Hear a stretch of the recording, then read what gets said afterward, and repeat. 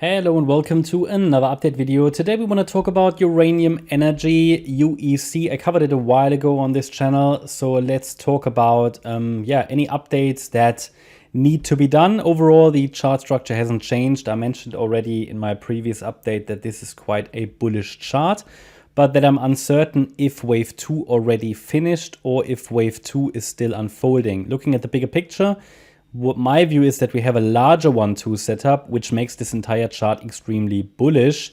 I mean, if we talk about targets, but that's really long term, I don't want to shock anyone, but we talk about, basically minimum expectation for wave 3 here would be $46. But if this is wave 1, we might go a little higher than that, okay? And that should be higher than that, possibly even reaching the $200 mark in this third wave. Otherwise, it will not really work with a microstructure. But let's talk about the microstructure next.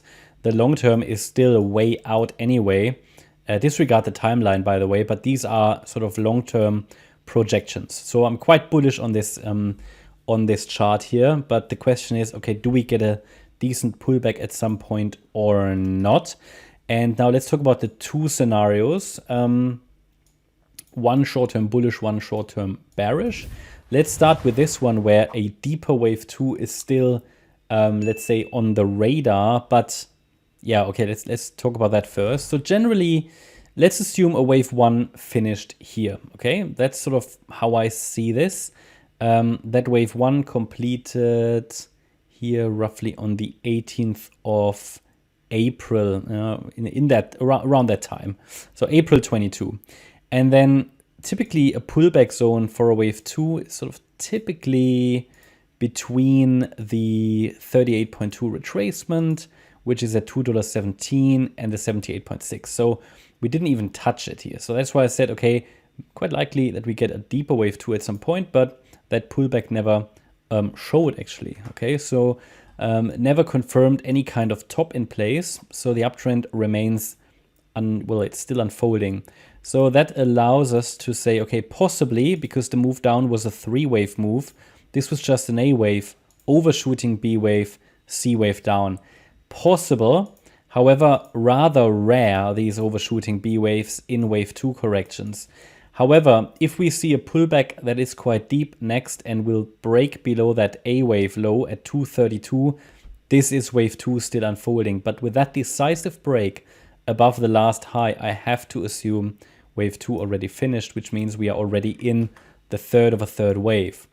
Now, if that's the case, what would be a target? Because first of all, wave 3 consists of 5 waves, obviously. 1, 2, 3, 4, 5. This is sort of how it should play out. If we look at this structure, then we can use Fibonacci extensions to figure out where possibly wave 1 of 3 could complete. We take the length of the wave 1, we go to the low of what is wave 2, and there are two levels I normally look for. One is the 38.2 extension, which is broken that, and one is the 61.8 extension. It's at $14. So I cannot rule out that we will just escalate higher in this wave 1 of 3, but the wave count technically is full. If I go to the 4-hour chart, I can count 5 waves basically complete. So that doesn't mean the top is in, but it means we have to watch for potential reversals. So what I can count is 1, 2, 3, 4, and then here the 5. But if it goes way longer, then we are likely still, we are in an extension, and possibly this third is extending. But then obviously the $14.10 level would be the next major target point. We would need to see some kind of evidence confirmation to confirm that some kind of a top is in place. So just because this wave count is full, it doesn't mean the top is in. It just means it can reverse from here. But it's worth just watching for a reversal signal. So one of these signals would be a break below 583. For now, this just seems to want to push higher, especially given the recent breakout. So going back to the daily chart, you see we've taken out the previous resistances. We're now at 777, so we've even broken above that recent high. And there is some more resistance structurally at $9.40. So overall, I can just say uptrend is still unfolding. I am bullish on uranium energy. It seems to get less likely that we're going to break below this swing low here. And it seems to me at the moment that this is wave one of a larger degree third wave.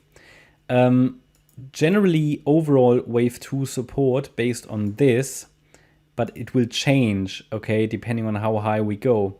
At the moment, it's between $2.99 and $4.89.